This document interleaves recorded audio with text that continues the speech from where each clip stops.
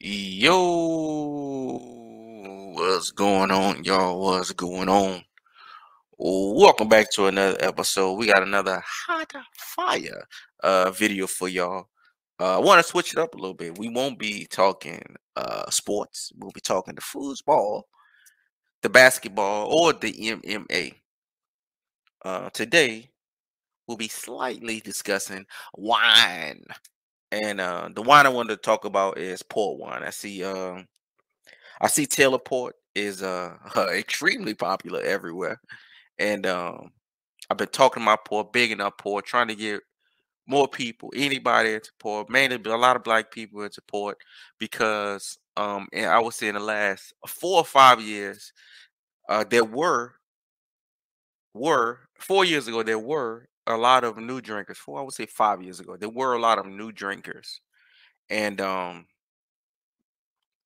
these new drinkers were liquor drinkers, right? So they went from drinking hard liquor to jumping in wine, and they were mostly into Moscato.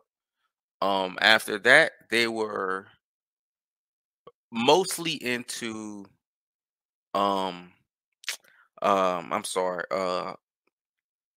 fruit forward reds, Menage a Trois, Apothecary. Now there's 19 crimes, so there's been a little bit more excuse to kind of cover that, and the Moscato craze is kind of slowed down. But port, I want to talk about port. Port wine is Taylor Port is from New York City, so New York, that's a little different. All the rest of the port comes from Portugal, right?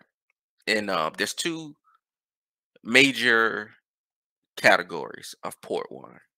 There's Ruby Port and there's Tawny Port.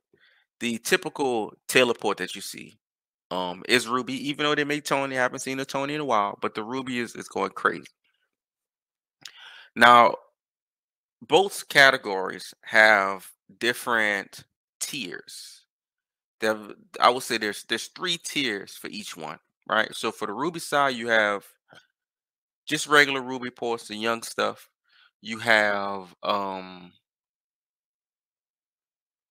LBVs, which are late bottle vintage bottles.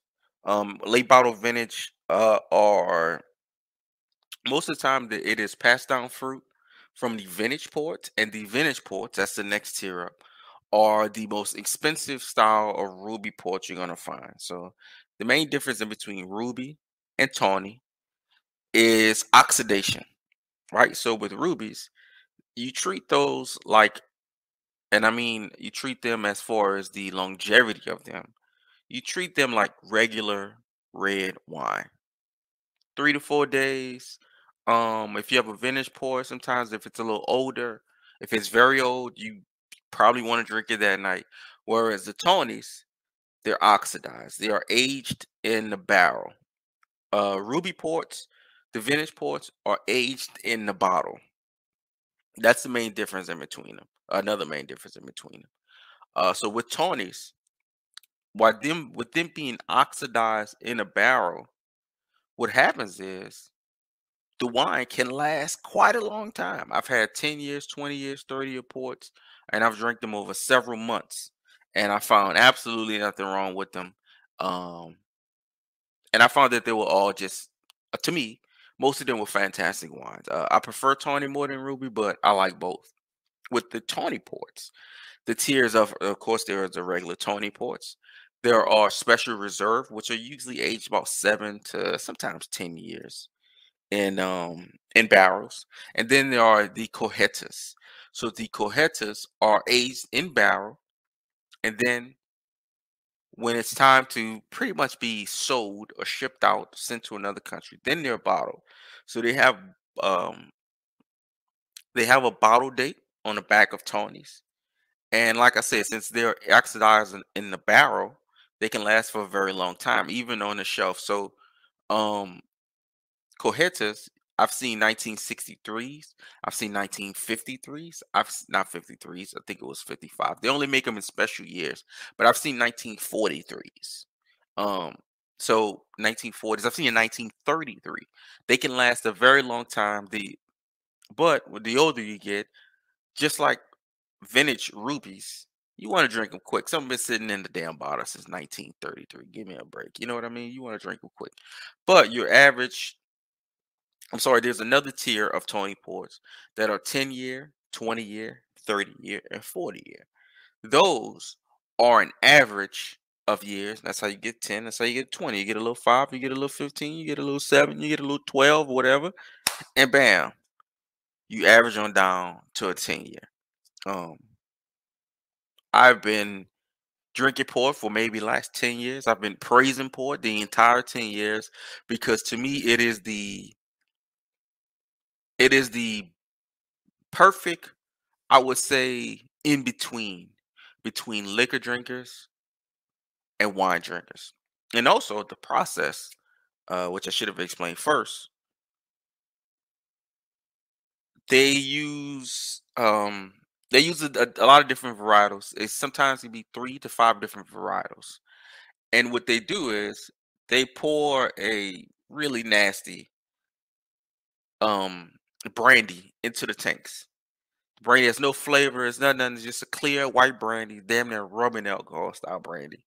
And they pour that into the tanks, and that's what stops the fermentation. But that's what also raises the alcohol. So a typical port will be between 17 to 20% alcohol. That's why I say they're the perfect in between for a liquor drinker that likes sweet wine. Maybe you like sweet wine, but they also just want to don't want to go too crazy. Like I said, 18% in comparison to you drinking 80 proof, 40% liquor, vodka or whiskey. It's a tremendous difference. And I just think that we should have a lot more port drinkers. Port, much like rosé, I keep saying I'm playing port because I'm naturally say port. Port it is like rosé to me, which is the annoying part, which is though they are consumed seasonally.